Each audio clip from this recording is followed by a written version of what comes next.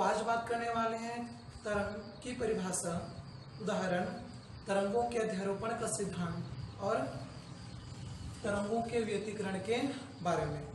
तो चलिए सबसे पहले प्रारंभ करते हैं तरंग की परिभाषा व उदाहरण के बारे में। तो तरंग होता क्या है? तरंग एक प्रकार की एनर्जी होती है, हम ऐसा भी कह सकते हैं। तो किन्हीं वस्तु में उत्पन्न लहर, कंपन को तरंग कहा जाता है। किन्हीं भी वस्तु में उत्पन्न लहर, कंपन को हम तरंग कह सकते हैं। जैसे डोरी में उत्पन्न तरंग, ध्वनि तरंगे, प्रकाश तरंगे या तालाब में उत्पन्न लहर इत्यादि। अब बात करते हैं तरंगों के अध्यारोपण के बारे में।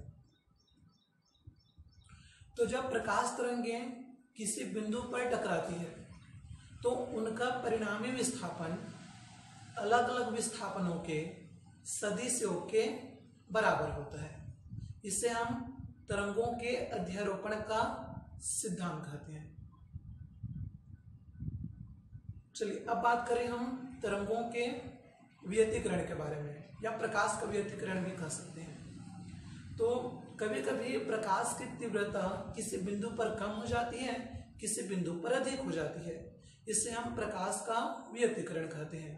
यदि परिभाषा के रूप में देखें तो जब समान आवृत्ति की प्रकाश तरंगे किसी बिंदु पर टकराती है तो प्रकाश के तीव्रता में होने वाले परिवर्तन को प्रकाश का व्यतिकरण कहते हैं, जो कि दो प्रकार का होता है।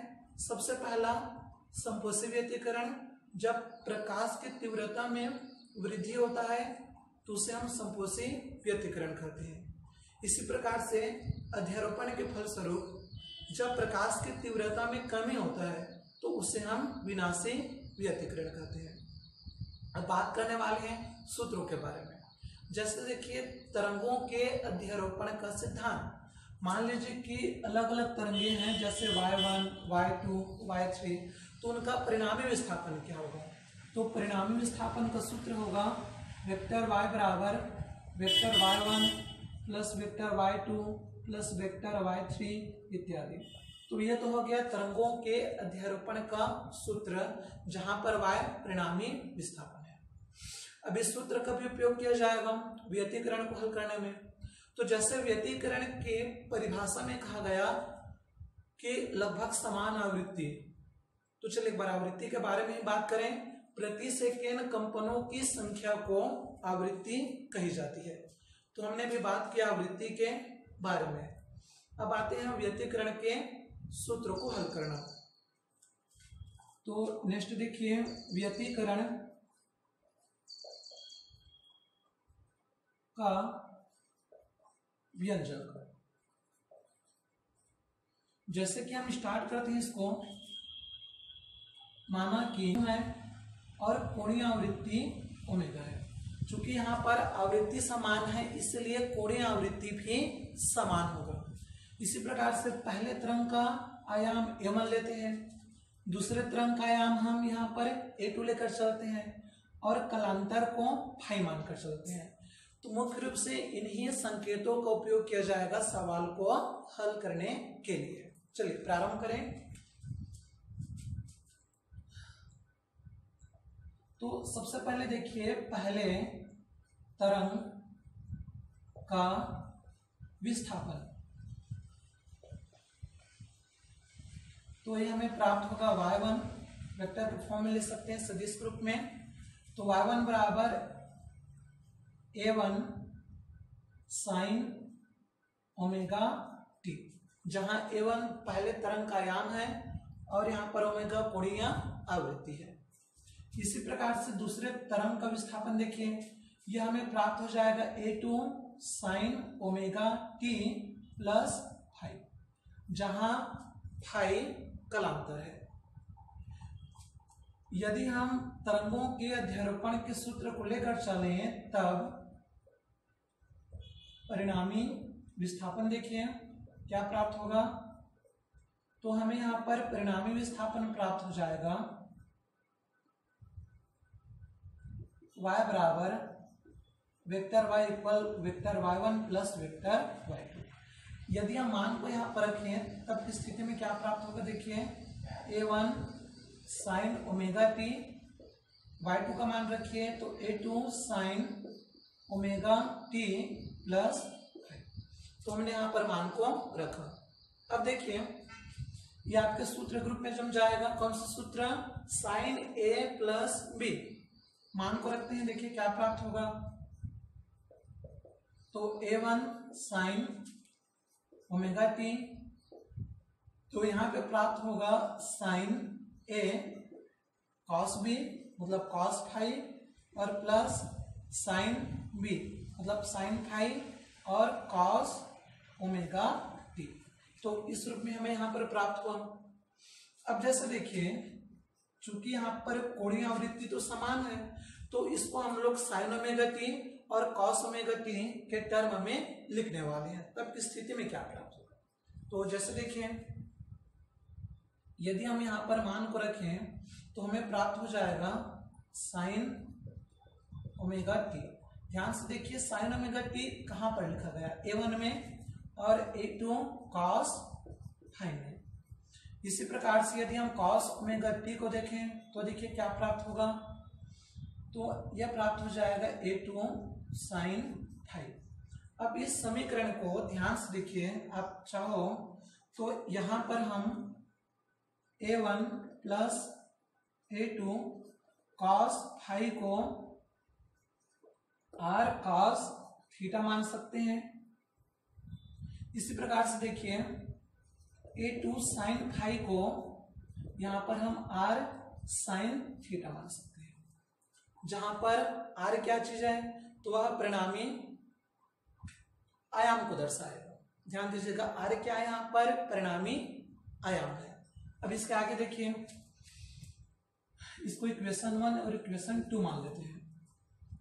यदि हम इतने को पूरा हल करेंगे, दोनों पक्षों में वर्ग लेके प्लस करें, तब की स्थिति में क्या प्राप्त होगा, तो r का वर्ग cos square theta plus r वर्ग साइन स्क्वायर थीटा।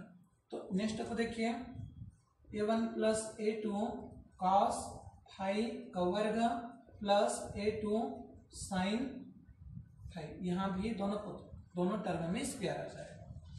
यदि हम r वर्ग को यहाँ से कॉमन निकालें तो प्राप्त होगा cos square theta plus sine square theta.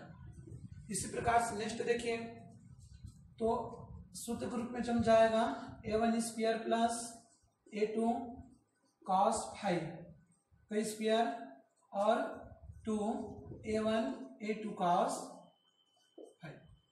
इसी प्रकार से नेक्स्ट देखिए a2 का स्क्वायर और साइन स्क्वायर थीटा।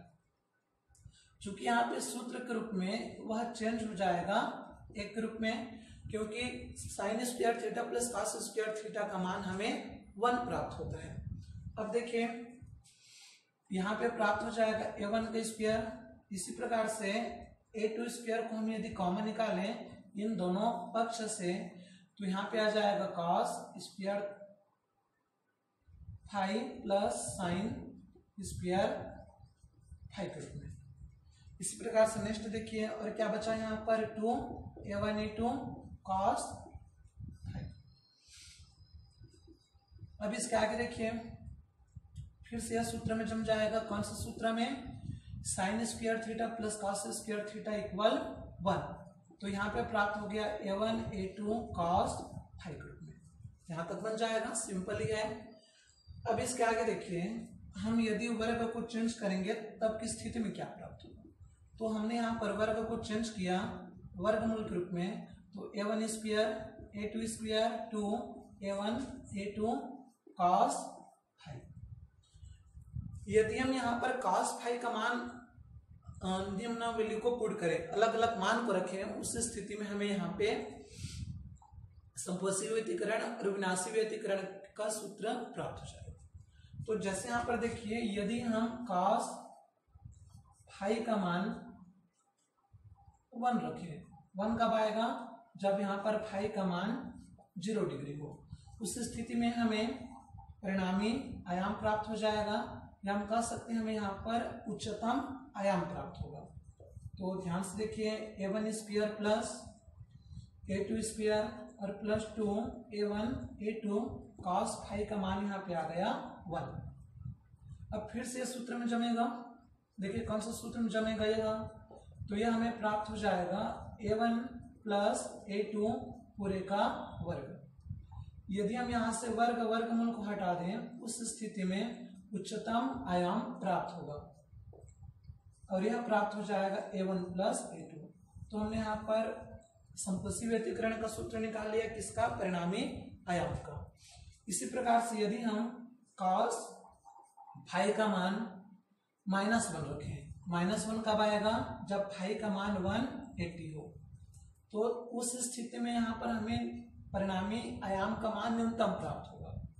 जैसे मान को रखें a1 square plus a2 square और ये आ जाएगा -2 a1 a2 और cos फाई का मान -1 रखा गया तो माइनस के रूप में प्राप्त होगा और फिर से सूत्र में जमेगा तो a1 माइनस a2 पूरे का वर्ग हो जाएगा। देखिए सूत्र भी होता है a1 square plus a2 square -2 a1 a2 a1 minus a2 पूरे का वर्ग। प्लस माइनस यहाँ से कटेगा तो यहाँ पर r मिनिमम का मान प्राप्त हो गया a1 माइनस a2, जो कि आपका अगला फार्मूला है। तो इस प्रकार से हमने यहाँ पर निकाला आयाम का अधिकतम मान और आयाम का न्यूनतम मान। यदि हम इक्वेशन 1 और इक्वेशन 2 के मान को दिए गए इस पहले वाले समीकरण में रखें, तब हमें यहाँ पर परिणामी विस्थापन भी प्राप्त हो सकता है। तो यहाँ पे देखिए परिणामी विस्थापन, तो यहाँ पे प्राप्त हो जाएगा sine omega T a1 plus a2 cos phi के जगह पे लिखा जा सकता है r cos थीटा को। इसी प्रकार से cos ओमेगा टी और a2 साइन फाई के जगह पे रखा जा सकता है r साइन। तो देखिए इस स्थिति में क्या प्राप्त होगा, तो इस स्थिति में हमें कुछ इस प्रकार से प्राप्त होगा। देखिए यहाँ पे मान को हम रखें, चलिए यहीं पे लिख देते हैं।